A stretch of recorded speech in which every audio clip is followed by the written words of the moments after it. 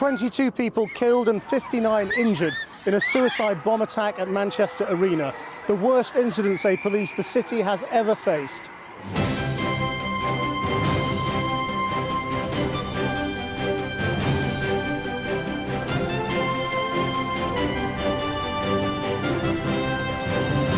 Good afternoon. We're live in Manchester this afternoon with an extended news programme here and on YouTube amid the worst terror attack on British soil for more than a decade. 22 people, including children, are dead and dozens have been hurt after a bomber blew himself up at the end of a concert by the American singer Ariana Grande. In the last few moments, police say a 23-year-old man has been arrested. Eyewitnesses speak about the fear and confusion that gripped the crowd as the explosion went off, the panicked rush to escape, the desperate search for relatives, many of them still missing. There have been many acts of kindness from the emergency crews and medics who rushed to help to families who offered up their rooms. The election campaign is on hold as Theresa May heads to Manchester. There will be difficult days ahead, she says, but our way of life will always prevail.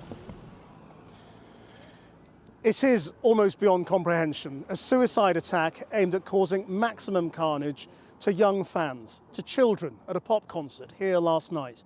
Many young people are among the 22 who died and the 59 others who were hurt, some now battling life-threatening injuries. Police were called to the Manchester Arena last night at 10:33. The attack sent fleeing as the city's Arndale Centre was evacuated amid a security alert. Matt Fry reports on how events have unfolded. You might find some of the images distressing.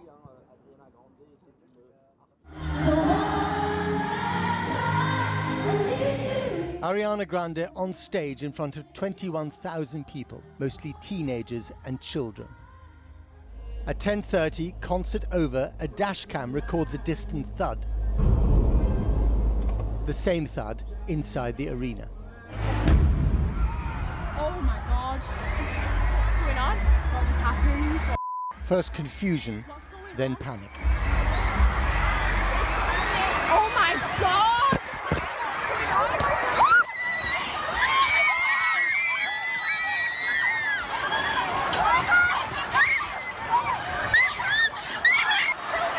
As thousands head for the doors, the announcer tries his best to contain the panic. Just take your time and keep exiting the building. There's no need to bunch up and run. Take your time. There's no problems here. But there was a problem. The suicide bomber had exploded himself and his device in the foyer area outside the concert hall, packed with members of the audience on their way home. I've looked back where the explosion was and there were people laid out on the floor. Turned around to look at my wife to see if she were all right, and she said, no, I need to lay down. So I laid her down on the floor and I've laid there with her, and I looked at my foot and saw that, yeah, my foot's got a gash in the foot. But I'm more concerned about my wife because she's got a stomach wound, a leg wound. They think she's broken her femur. There was a massive loud bang and I just looked up to where I heard it coming from, and people were screaming and literally jumping out of the seats. Me and my daughter was on the stairs and somebody's like climbing on top of her and climbing on top of us, and I had to pull her out by her arm. Relief as this mother finds her daughter. Thousands of kids, thousands, just kids, little girls. Do you know what I mean? I'm terrified. The walking wounded and traumatized found shelter in empty buses, in people's houses, in nearby hotels.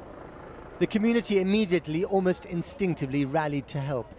Although every terrorist attack is uniquely barbaric, there is now a collective drill to these events. We should, come out and show, whoever's done this that it doesn't matter, because Manchester, we're glue and we stick together when it counts. The terrorism the authorities had come to expect was the lone attacker using a knife or a car as a weapon. This required bomb-making expertise and perhaps collusion with others. The election campaign was suspended last night, And in the last hour, from the steps of number 10, a somber Prime Minister summed up the nation's gut feeling. We struggle to comprehend the warped and twisted mind that sees a room packed with young children not as a scene to cherish, but as an opportunity for carnage. Let us remember those who died, and let us celebrate those who helped, safe in the knowledge that the terrorists will never win, and our values, our country and our way of life will always prevail. There have already been plenty of tests for her since she moved to this address 10 months ago. Who knows how this one will pan out? In another part of the world, in Bethlehem, President Trump also weighed in. So many young, beautiful, innocent people living and enjoying their lives murdered by evil losers in life. I won't call them monsters because they would like that term. They would think that's a great name. Above Manchester, around the arena, the only hint of last night's carnage, some uncollected rubbish and an eerie emptiness. The politicians automatically call for business as usual, but there is nothing usual about this business. Well, joining me now is Helen McCourt and her daughter Isabella, who were both in the arena last night. Whereabouts were you and what happened? We were sitting on the right-hand side of the arena, up on a sort of high tier area where we could see the whole stage. It was a fantastic show. It suddenly came to an end. Ariana had just walked off. The lights came on, and then suddenly there was a very loud banging noise which came from the arena. It wasn't directly coming from the arena itself, but we knew it wasn't too far away. And did you have any idea what it was? Absolutely not. I thought at first it may have been something to do with maybe equipment or something blowing up within the electrical side of the stage or something. However, after that, it suddenly came to my mind, could this be a terrorist attack?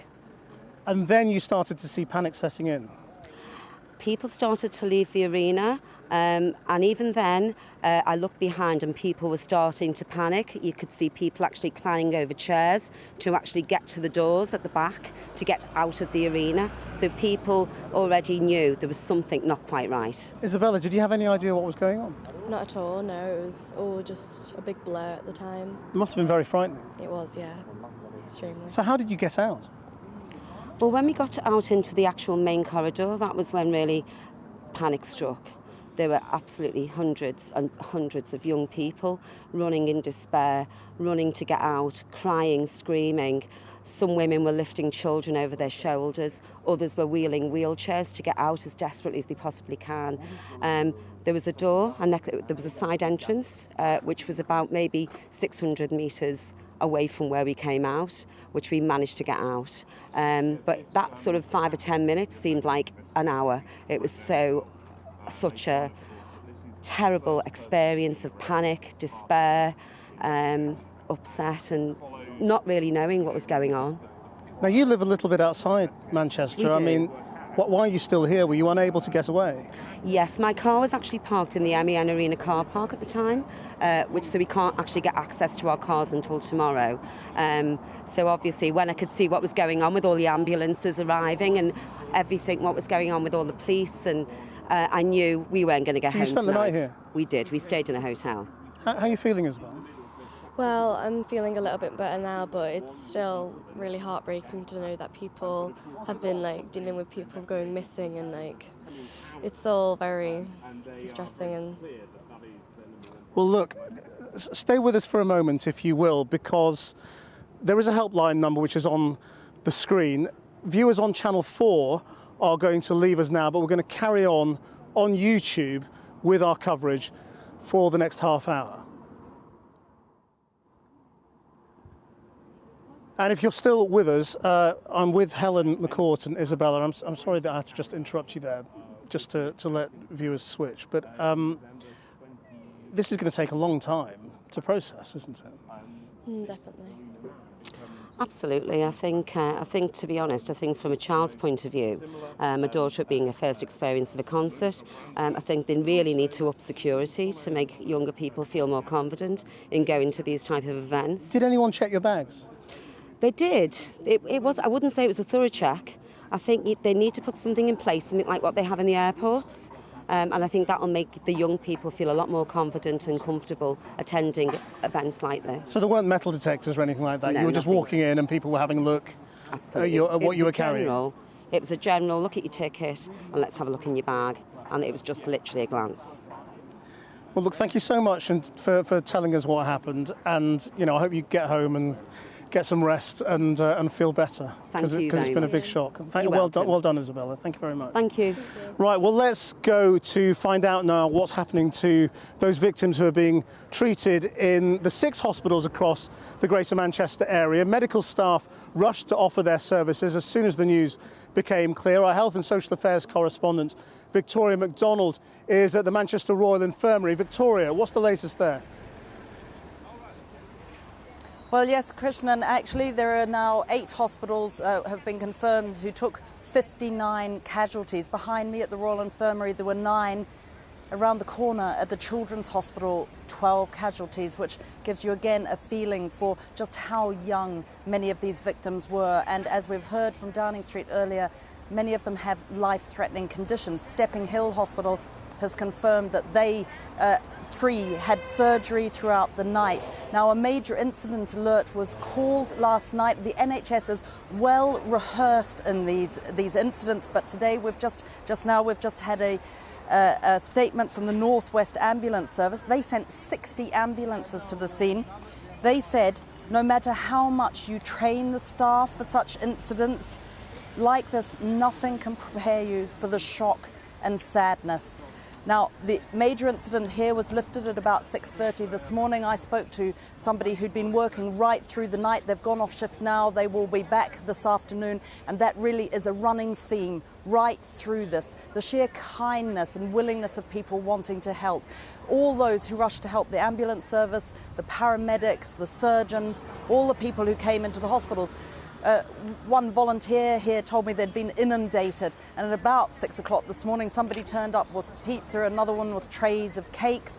The blood transfusion service has just said that they don't want any more people to come and donate blood, that they have enough. But I think as the day goes on there will be more of an update on just how serious some of these casualties are, and perhaps the toll changing. They're not sure at the moment, but currently it is 59 casualties being treated right across the region.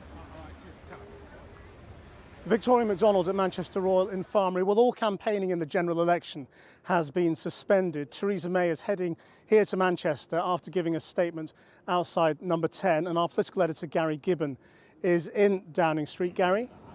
Well, what Theresa May had to say in that statement, you've heard a bit of it. She also told us that the terrorist assessment, the threat level assessment, has not been raised. It's still remaining at the 4th highest level of severe. It hasn't been raised to critical. That means there is not intelligence of other specific threats. But the Cobra meeting this morning that she chaired will have been looking at other threats that are around, what needs to be done.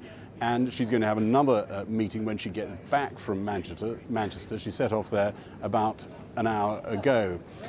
She spoke of the appalling, sickening cowardice of the attack when she was speaking here, and it's because of the scale and horror of this thing that the election has been suspended. But as you played a clip earlier, she also said our way of life will always prevail. So the election campaign will come back at some point, but I don't think anybody's really capable of telling their minds to exactly when that will feel like the right moment. It will probably come back with a different tone, because things were getting pretty fractious, and I suspect the tone will be slightly different when things resume. But we don't know when. Today, this week was meant to be a moment when that sort of campaigning activity was intensifying, and that is obviously not happening now.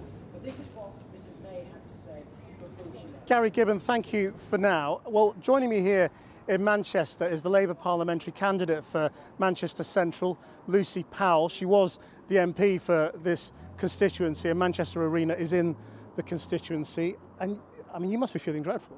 It's appalling. It's just unspeakable, despicable, evil act that has happened here and seems to have been targeted at teenagers and young children, as you've seen on your programme earlier.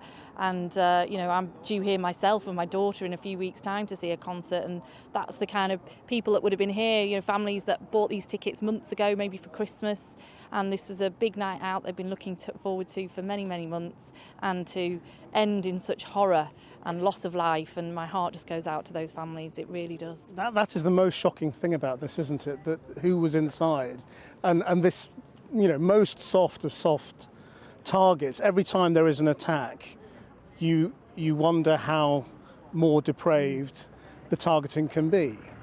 You do, and I think that's because on all the previous occasions, and as I know will happen on this occasion, the terror doesn't work, because yes, they do murder people, obviously, and that's horrific for those families, but what their intention is with these acts is to divide us, is to sow hatred, is to break the community spirit of cities like Manchester and other places across the UK. And on every occasion of terror, you know, we show the love, we show the strength, we show the solidarity, and that defeats the terror. And so it's almost like they keep having to get more and more extreme to try and break us, and I think that's why we need to redouble our resolve, you know, when it is so awful today, because, you know, like everybody else, I feel angry, and, you know, you want to kind of put that anger into something, but we have to try and put it into something positive. The responses have to be multiple and on different levels, don't they? Because as you say, there'll be the community response, which I'm sure will be very strong and always has been through history whenever Manchester has come under attack. But there will also have to be a very serious response in terms of the way we are governed, our security, the way we think about security for events like this as well, isn't there?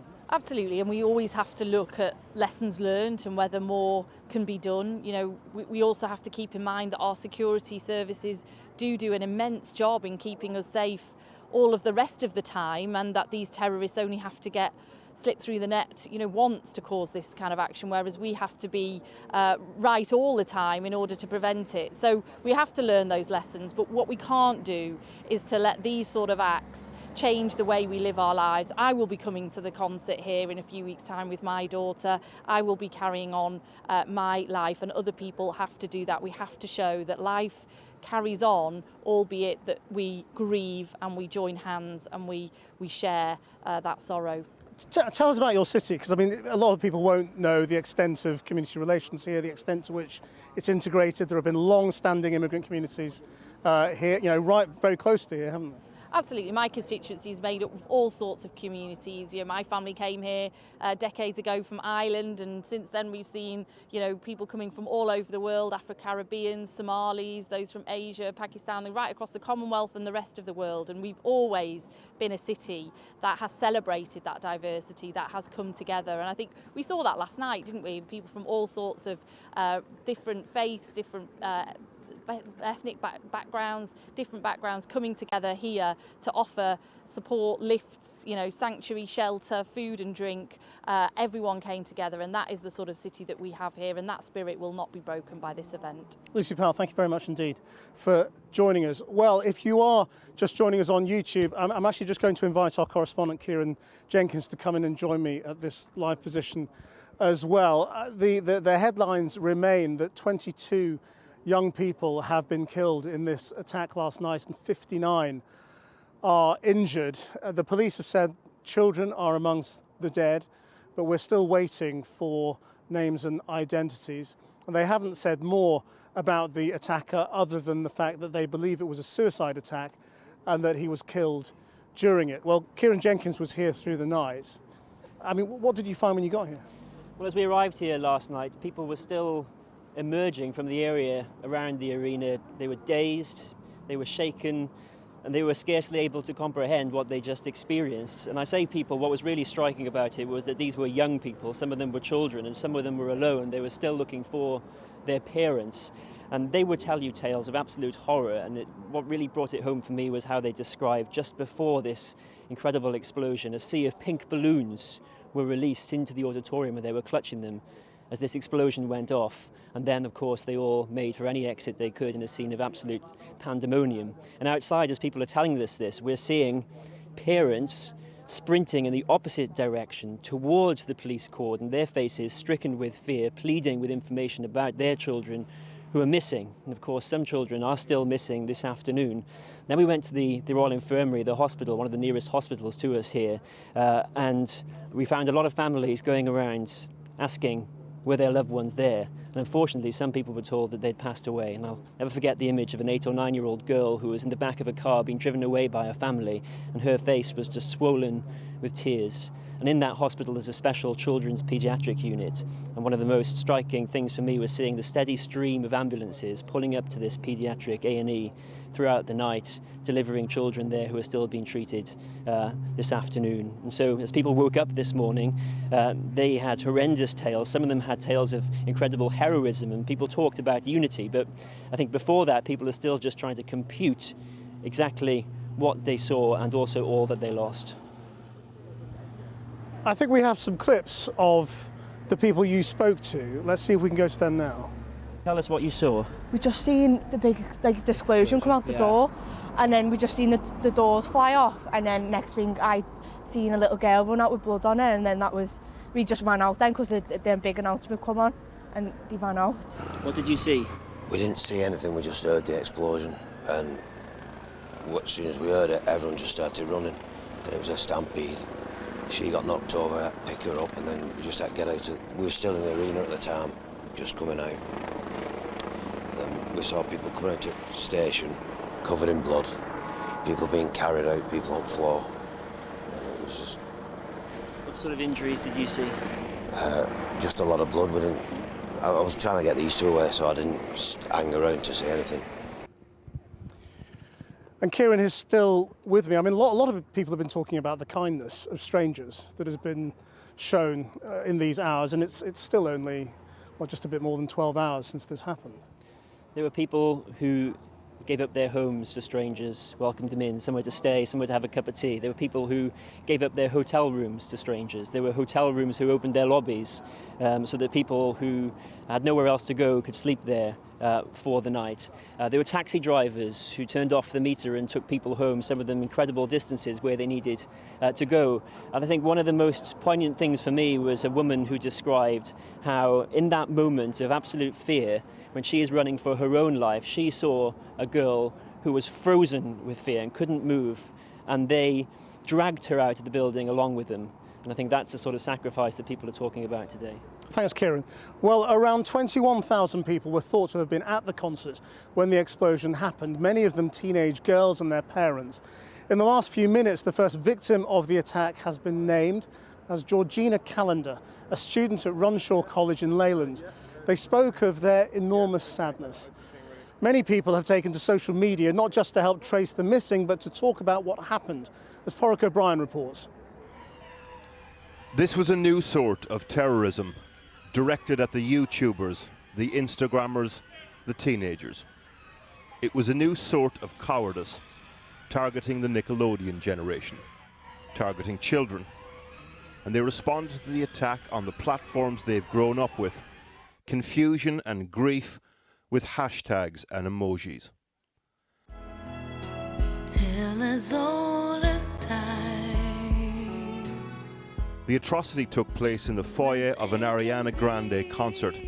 The American performer responded in shorthand. "Broken," she said, "from the bottom of my heart. I'm so sorry. I don't have words." Her fans are called Arianators. It's that generation, the ones who grew up with their pop idols online. They would have followed her through Nickelodeon child star to cultural phenomenon with 45 million followers on Twitter. An excitable young community that organises to go to a stadium gig together on Facebook, but mum and dad come too. Young people with more than just virtual lives, rooted in families and communities and cities like Manchester, Last night, James Corden's tribute to a town. But when I think of Manchester, the place that I know, I think of the spirit of the people there.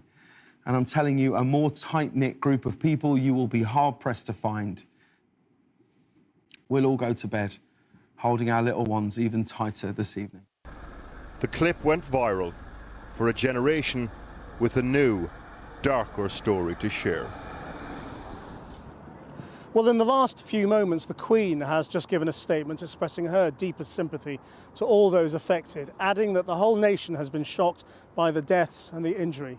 Well, I'm joined now by Joe Flinders, who was also at the concert last night. And I'm sorry to ask you to go through this again, but can you tell me what happened? Yeah, so from our perspective, as the concert came to an end and the encore finished, people were leaving the main arena room to get into the corridors to go towards the exits. And it was on the other side of the arena from where I was sat that there was an almighty boom that you felt shudder through you. At first we wondered whether it was going to be pyrotechnics or something, because there were balloons, as people have mentioned before in your programme. But nevertheless, there was a second of confusion, and then everybody darted towards the exits. Parents dragging children, screaming. It was really frantic. Could you see any of the explosion or the aftermath of that, or were you just responding to the panic? Everybody just responded to the panic, and it was an instinct to just run for the doors. The stewards opened all the doors, so we left and we started spilling out down the stairs into the streets. The thing that really hit home was obviously you could hear the bang from outside, so all these parents, the faces of the parents that weren't with the children that were picking them up, they were all running back towards the arena. As we tried to get away, we didn't stop. We walked straight across town to get away from the area, as I thought would be best to do. And in that time there were no less than 8 police cars, which we thought might have been for crowd management, still hoping for the best. But they were there that quickly? I mean, how long had it taken you to get out? So it was as we'd just left the main arena room into the corridors that's when the bang happened. But it just so happens that we were near an exit, so we got out quite quickly. We were probably some of the first out there. But I'd say within a minute we heard sirens. They were really, really quick to respond. We've heard a lot of people talking about that panic and people describing it as a stampede and people being trampled. And I mean, that must have been very distressing. It was more distressing because there were children, and it's even more shocking when parents lose their cool, because, you know, the image of parents is that they stay calm on the surface, but they were just so frantic. And as well, from the social media coverage that you've seen the videos of, there were people where the epicentre was. They actually ran back into the main arena room, and there were people trying to get down from the balconies, stampedes on the stairs. It was just awful to see. It's horrendous. And at what point did you realise what had happened? We still hoped for the best. We knew nothing, and I don't take anything as read from social media. I was looking straight away on the Facebook feeds for Greater Manchester Police. When you were outside? Yeah, as soon as I was outside, I was checking my phone. Just I wanted to post straight away and call my parents just to say, look, this has happened before you panic, but we're okay. They didn't even know. I woke my mum up. She'd not heard anything of it. But it was when Greater Manchester Police released that statement saying that there'd been casualties that my stomach just fell to the floor. I felt sick. I still feel quite numb. I've not really had much sleep. But, you know, I think a lot of people are talking through shock. I know. At this point, aren't they? I mean, and I'm just a bystander. I can't imagine what the parents or the children are going through. And where are you from? You're local, aren't you? Yeah, I'm from South Manchester, Wythenshawe. I don't know whether, I don't know how old you are, but I don't suppose you remember the last time Manchester came under attack. I was in a pram. Yeah, the Arndale Centre, which is just sort of over there. Yeah. In 1996. But you must know about it, and you must know how the city had a very defiant response to it. Yeah, they did. It was that everybody came together, and I've seen a lot of that today on Facebook, which is really commendable.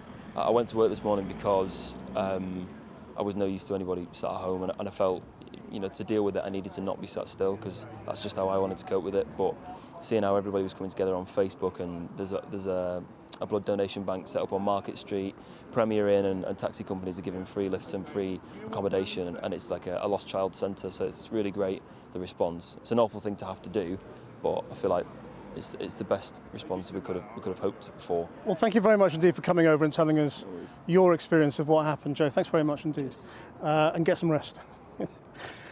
So a reminder of our main news. A 23-year-old man has been arrested in South Manchester in connection with last night's bomb attack, which killed 22 people, including children, and left 59 others injured. The arrest was announced moments after Theresa May denounced the sickening cowardice of the lone suicide bomber who blew up his device at the Manchester Arena as young fans were leaving the pop concert. We'll be live again from Manchester tonight on Channel 4 and online at 7 o'clock with all the latest news and full reaction. Until then, have a good afternoon.